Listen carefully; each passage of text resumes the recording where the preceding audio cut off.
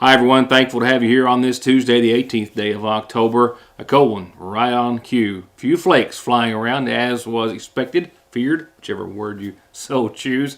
Good news is, after some more cold, we have a beautiful run of some very nice weather in store, and your weekend is still looking just lovely.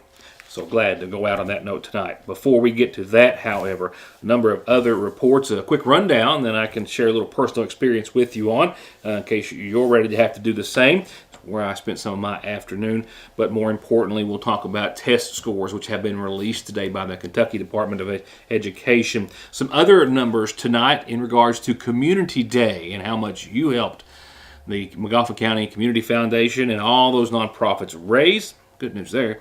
And some other very important things to cover. So stay tuned. I have a lot of ground to cover just as soon as I return. There's just no denying it. Some things you crave all year long, but some of those things you crave even more when the leaves start to change and fall and there's a chill in the air. And our famous fresh-baked chicken pot pies are at the very top of that list. They're a warm, tasty, delicious snack or a meal in its own perfect little box. At your Sagersville Lee's Famous Recipe.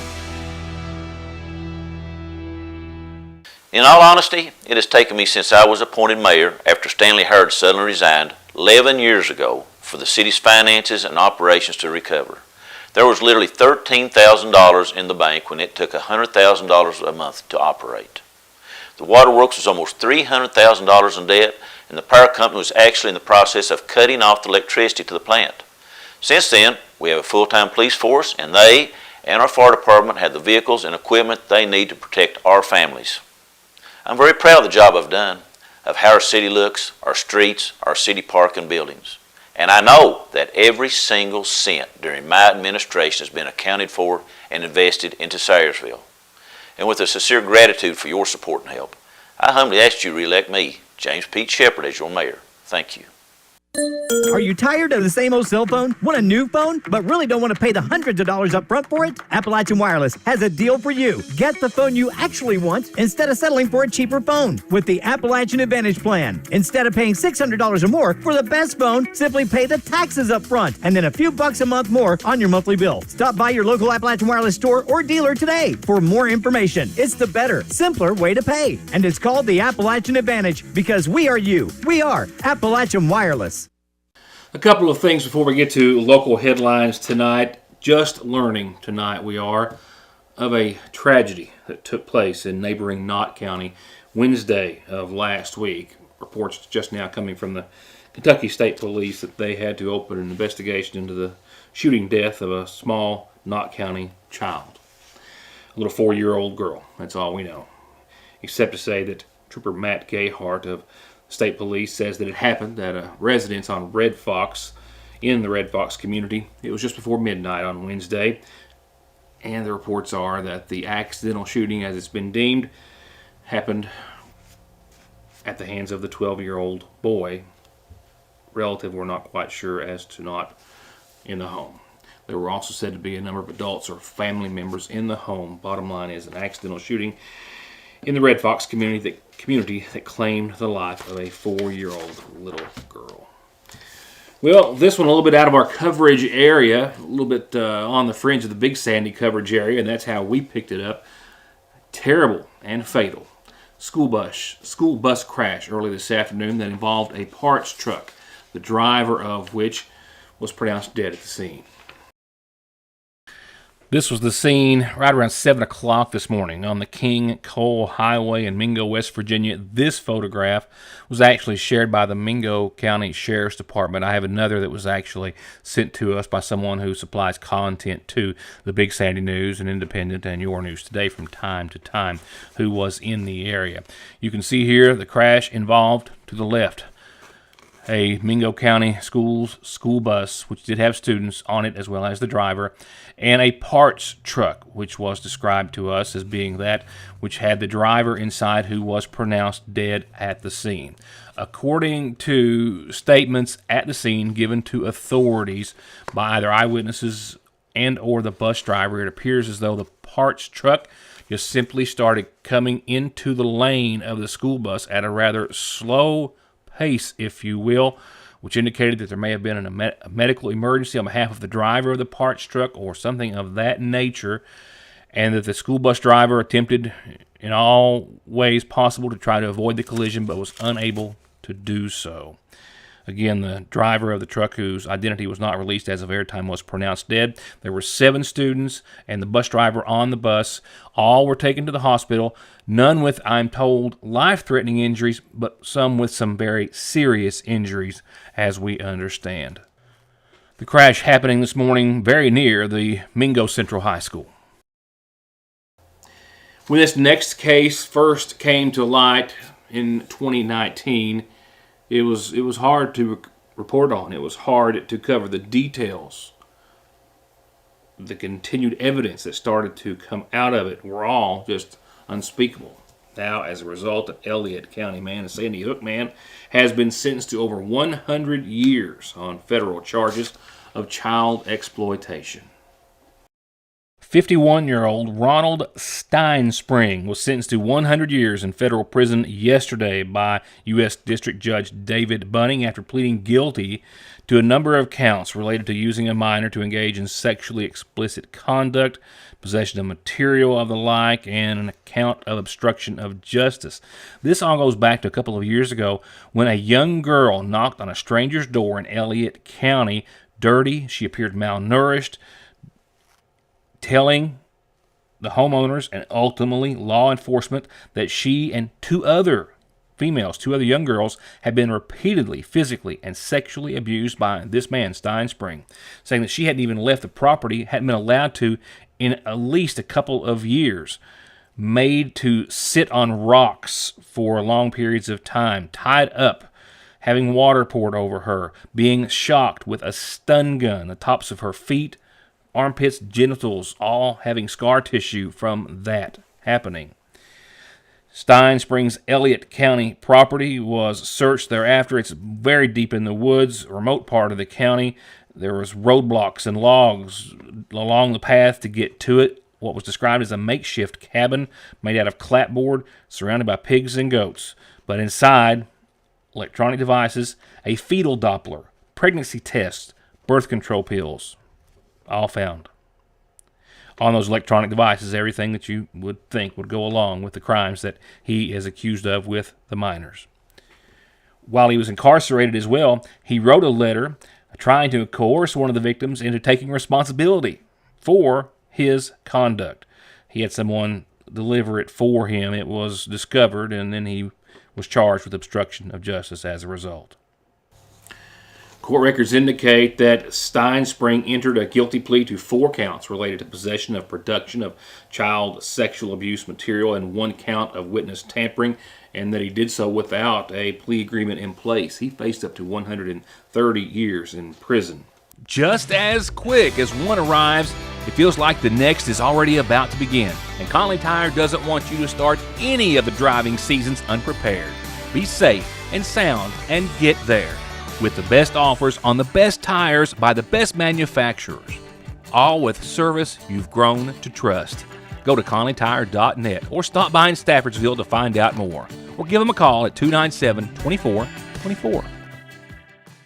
Parkway Pharmacy, as always, promises the quickest service with the very best care and prices, and to always have someone there to talk to when you have a question. With 3 pharmacists, curbside, drive-through, and call-ahead service. Parkway Pharmacy in Sagersville, 349-4400. Where you can always talk to a pharmacist when you need one. I'm Kelly Collins from Golden Law Office. I began my legal career in Lexington, representing some of the nation's largest insurance companies. This experience provided me with the inside knowledge as to how the insurance company will prepare to defend your case. I'm now taking that knowledge and returning to my hometown in Eastern Kentucky to help those hurt through no fault of their own. If you or a family member have been injured in an auto or truck accident, call Golden Law Office today. Other accounts of the home in question, authorities describing it as something out of the 1800s. No finished floor, just a muck, dirt floor, mud floor in place, and everything else also going along with that, with the exception of the electronic devices which he had in his possession, which he used to commit many of the crimes.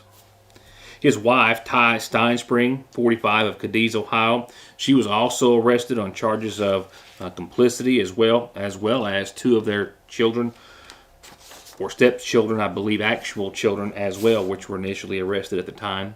Neither of the three, which are mentioned, of course, in today's proceedings or reports. Well, just a quick little rundown. Funny story, not. Lost my wallet in Lexington this weekend. And on this occasion, I had every single thing in it related to personal effects, business effects, and the like. All those cards, driver's license, everything else, just gone, which means I took a trip today and it was coming. My driver's license I either had or was just getting ready to expire anyway, and today with that, well, I went to the Prestonsburg regional office where I had a great experience, and my little bit of advice would be before you go, not to call them, but simply log online and go through the very easy checklist to find out what you need for whatever type of ID or license you need. Yes, my advice, go online. I simply, of course, did a search for Kentucky driver's licensing to find their website that I needed to go to, drive.ky.gov. Really a very nice, well thought out process, I have to admit. One that I've been putting off, or dreading, I should say, for at least a little while. But once you click on, you can go to the top left of your screen and click on driver's licenses, whether you want a regular license, a real ID, non-U.S. citizens, motorcycle, moped, whatever. Simply choose on the one that you are going after. You can get a combination, drivers and motorcycle, whatever. I wanted to do the real ID, which requires a few more documents, but it's a very simple checklist. Click on Real ID for myself, come down to Document Guide, and it will walk you through everything that you need to have, helping you make a checklist along the way that you can later print or email to yourself and know that you have when you go to your regional office for us, which is in Prestonsburg over on South Lake Drive, and have everything you need. Clicking on that process is as simple as saying that I'm a U.S. citizen, that I want a real ID instead of a standard driver's license. You can, I believe, just renew your standard driver's license online and not have to go to the office. I'm pretty positive of that. Check that I have a P.O. box that is different from my actual residential address, and from there it is just a simple list of things that you have to have. Remember, this was to get a real ID. I have to bring in something that says that I have proof of a post office box and other mailing address, and some of those things that I'm going to get on the list are actually going to do that. But nevertheless, proof of identity. Well, a birth certificate or a passport, certificate of citizenship, a lot of other options. Fortunately, I had a passport, which made it a little bit easier. That would suffice for my proof of identity. But a lot of these, of course, will apply to anyone who might not be a citizen or who's not been a natural citizen of the country, whichever you so choose. Proof of Social Security, your Social Security card, which most of us have lost throughout our life. A W-2 or a paycheck stub or statement with your Social Security number on it will suffice. From there, you have to have proof of residency, and you can use 2 different utility bills, a rental or lease agreement, deed, property tax bill, which we all just got or should have gotten. Click on which ones you're going to use, and as you do so, it knocks it off the list or tells you that you can go on to the next category. I actually use 2 residential utility bills, but we'll select property tax bill there just to use that for an example. And after doing so, you double check everything, and that's it. And as long as your name and address match on all of those, that's very important. You can print that list off or email it to yourself. And then, of course, you can even set up an appointment online. I talked to them before I left. They say Mondays they're very busy, but by and large, you can just walk in to the regional office. But scheduling an appointment is something that can be done online, very simple and very, very quickly. And if you haven't ventured over to the regional driver's licensing office, but you know where Hobart's Pizza is on South Lake Drive, way to the left of your screen, you're just out of sight, well, that's where you want to go. This block building, before you would get to Hobart's on South Lake Drive, headed in the direction of the lake, in suite number 5 is the driver's licensing office. Much simpler than what I had expected. Very nice. A lot of very friendly folks to help you get in and get out. I even saw some neighbors of mine, at least one, who was there today to get hers as well. So just thought I might pass a little helpful information along to you in case you're getting ready to have to go through the same thing I did. Hopefully not for the same reason. When I come back, a lot of data to talk about in regards to test scores and from Community Day. Stay tuned. Hello, my fellow McGoffin Countyans. As we get closer to the November election, I would like for you to consider something. We have seen a drastic increase in meth, heroin, and fentanyl over the last 8 years.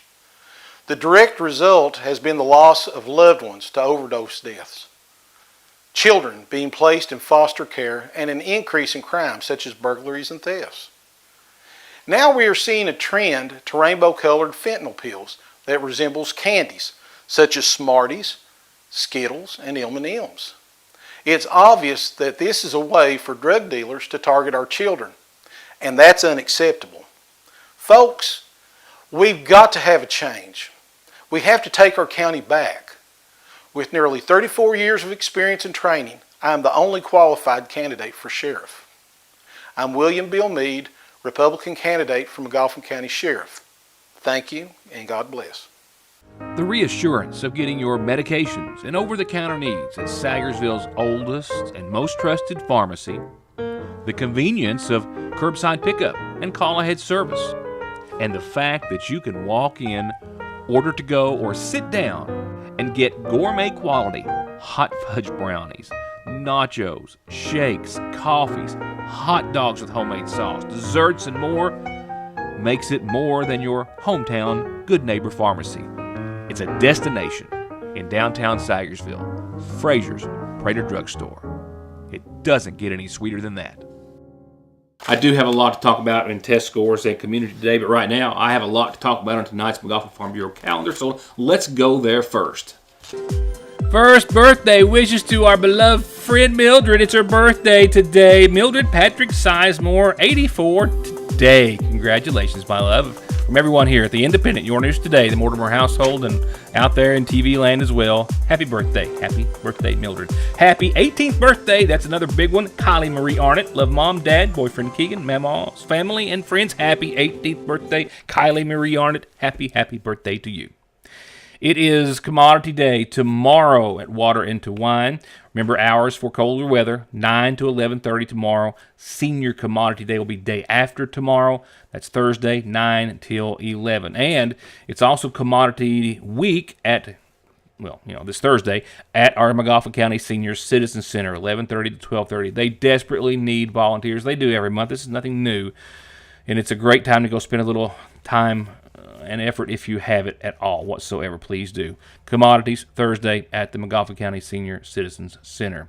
Also coming up, an important one this week, the Pink Ribbon Luncheon for Breast Cancer Awareness. The theme, I like it, this year is in the tropics. It's a luau celebration this Friday at noon at the McGoffin County Extension Service. A Pink Ribbon Luncheon for our breast cancer awareness support and efforts here in McGoffin County. A lot of ladies will be there. Ladies, they hope that you would join them as well. Noon at the McGoffin County Extension Office.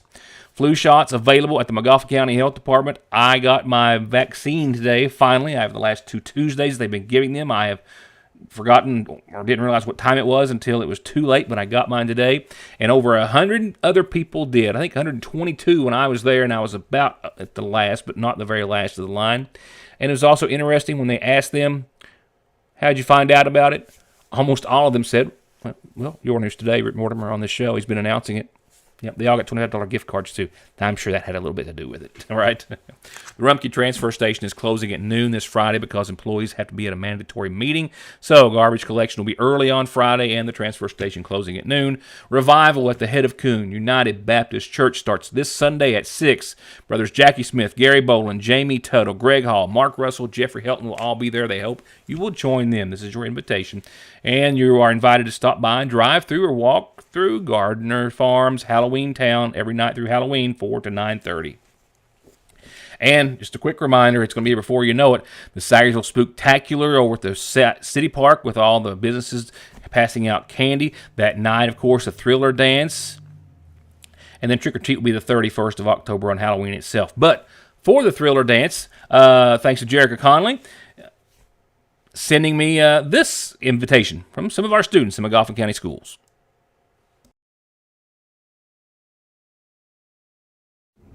Hey Luke, do you have any plans for October 27th? I don't know what's going on. There's a ghost walk around the city park that night. Me and Jack are planning to go. Would you like to go? Did you hear that? Yeah, there's something about a ghost walk in town. I heard you guys talking about a ghost walk in town. What time does it start? Starts at 6 p.m. It's going to be a lot of fun. Y'all hear that? What's that sound? What is that? Where's it coming from? Oh my goodness. What is that in the world? Where's that coming from?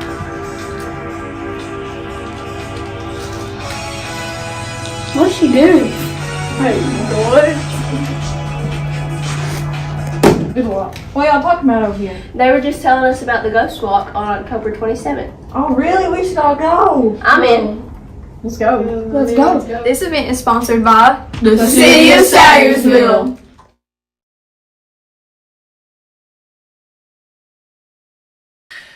Thanks, kids. Thanks to Jerica. I love seeing the kids getting involved, getting here on the program. Hope to see more of it, certainly. Hope to see more calendar announcements, birthdays, and anniversaries, too. So when you have one, just send them to me. Going on to funeral service announcements for this evening, a reminder, Terry Lynn Gibson, 51 of Falcon Road, who passed away on the 15th, will be laid to rest following services that start tomorrow in his honor.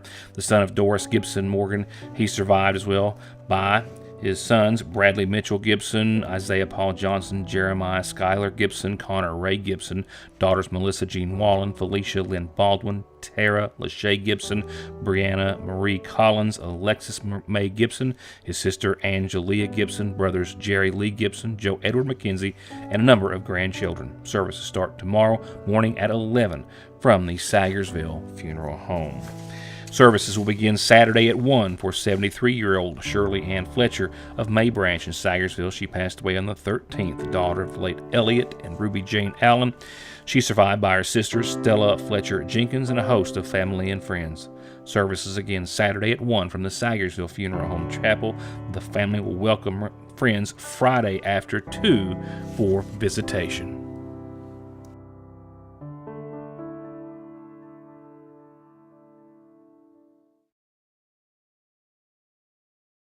Hello, I'm Dr. Cheryl Stalder Cheney, podiatrist currently located in Sayersville, Kentucky. I've been servicing patients within Eastern Kentucky for the past 20 years. Our feet are the foundation for everything we do, and whether you're suffering from fractures or injuries, need custom orthotics, diabetic foot care, sports medicine, heel pain, wound care, or anything else foot related, relief is just one step away. Welcome to Hope Family Podiatry Center, where we take care of all of your podiatric needs. Located on the Parkway next to Hope Pediatrics. I'm Bill Tinker. I've spent the past 19 years defending insurance companies in car crashes, truck crashes, and slip and falls. Are you involved in a case like that? Is the insurance company giving you the runaround about your medical bills, your benefits, or your lost wages? Contact me at McFarland Tinker Law Office. With our combined experience of over 58 years, we're here ready to work for you. Banking from home or on the go has never been easier and will forever be an important and necessary part of life. And Sayersville National has been and will always be at the forefront of meeting and exceeding your financial needs and giving you the safest and most worry-free online and mobile banking so you can worry about the important things, like what's for dinner. They're there when you need them at the main and branch locations of the Sayersville National Bank. Analyzing and even downloading sometime test scores is a monumental task for reporters, newspapers, and TV and the like. It's a day you almost dread because it's a lot to take in and a lot to try to gather, analyze, and then bring to our viewers and readers in a condensed and informative manner. Usually takes more than one occasion. That is certainly the case. The Kentucky Department of Education today released test scores, spring test results for our middle, our high, and our elementary schools. Out of order there. Nevertheless, some general statements that I can pass along to you at this time. Heather is still, and actually even just downloading information from the Kentucky Department of Education's website, with everyone trying to do so, has proved to be a little futile today. But I do have some data to share with you. We'll be talking with school personnel tomorrow, and then more to come, of course, in Thursday's edition of the Sayersville Independent and here on Your News Today. Some general statements, though, that I can pass along to you. Only about 20% or a little more of all schools in Kentucky had at least 50% of their students testing at the very highest levels in math. Overall, students in all schools, middle, high, elementary, were in the yellow or medium category out of a 5-color coded system that they have now gone to, ditching the old star rating. So it's hard to compare this year's testing to last. But Kentucky's Education Commissioner Jason Glass says that as expected, the COVID-19 pandemic has had a profound impact on our students and our schools as they continue to recover from the interrupted learning that occurred over the past 2 years. It's very obvious that in many cases COVID only widened gaps and increased those that already existed for a lot of students and a lot of schools. This year's assessment and accountability report, of course, in that regards, because it has changed in format, cannot be accurately compared to last year's with the new color-coded system. We'll talk more about that a little later and have maybe Superintendent of Schools Chris Meadows try to explain that to us. But looking at data from this most recent school year, the accountability system does give a color-coded rating for each school. It's red for the lowest, blue for the highest, and a lot of schools in the middle. Across the Commonwealth, there were almost 390,000 students who were tested in grades 3, 8, 10, and 11 for the spring results.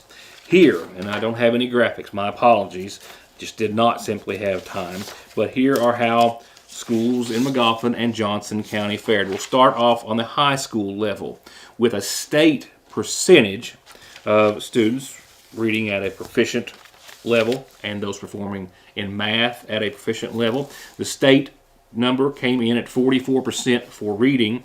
Magoffin County High School had 39%. Johnson Central had 49%. Paintsville Independent High School had 44%.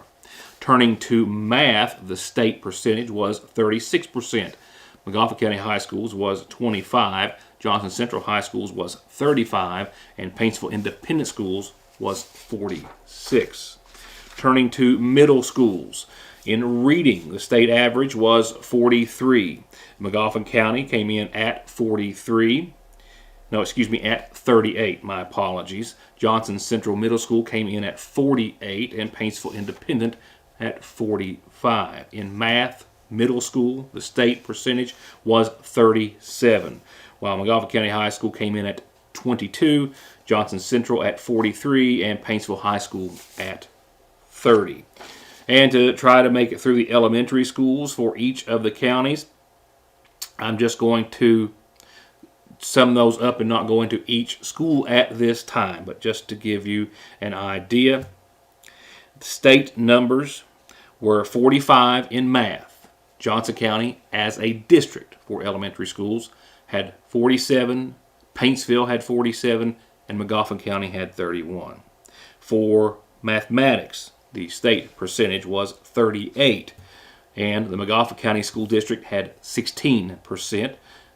Johnson County, as an elementary school district, had 33%, and Paintsville Elementary Schools had a 34 percentile rating. Again, I know it's a lot of numbers. It's much easier with a graphic that I was unable to produce in time for the show. We will be taking a closer look and again talk with officials about how they are perceiving those as well, and how all schools in Kentucky and across the nation are seeing similar results. That's nothing new per the pandemic and its after effects, which will take a lot of effort to recover from for a nation.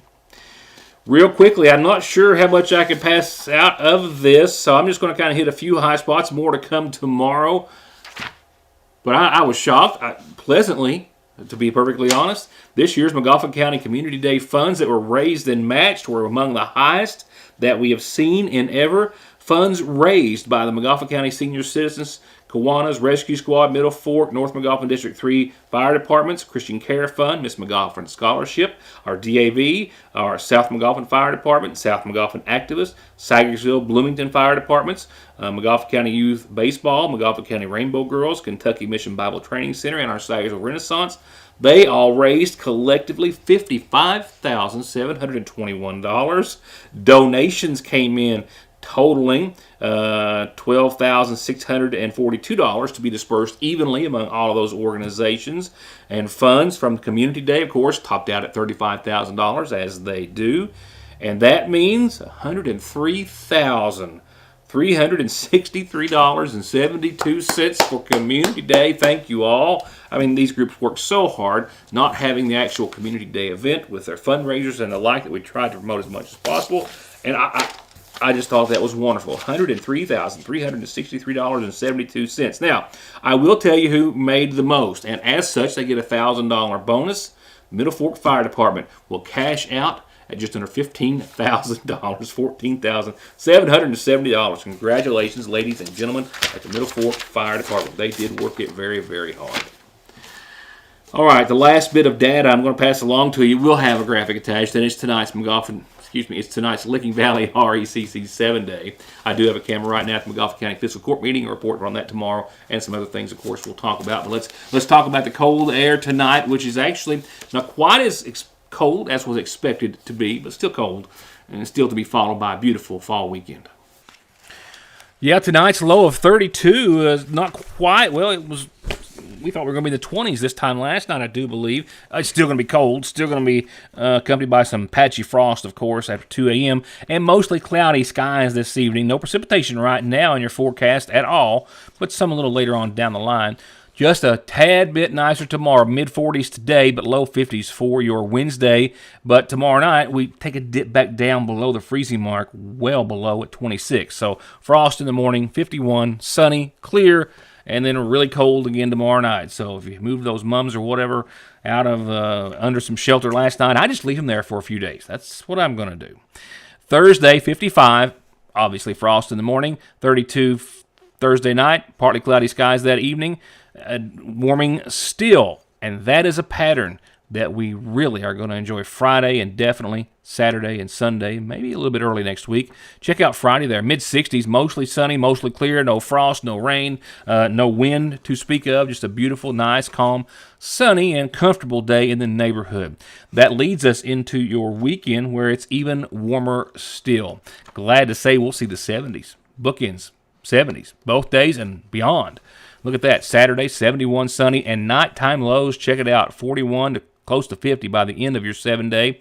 Saturday, 71 sunny and clear, Sunday, 74 sunny and clear, Monday, 73 mostly sunny, 49 nighttime lows. Tuesday, still low 70s, 49 for your lows, partly sunny. We do have a 20% chance of showers on your Tuesday that may or may not increase into your Wednesday, and I really don't care to talk about that right now because after we get through some cold air in the next couple of days, some really nice fall conditions return, not so much like winter.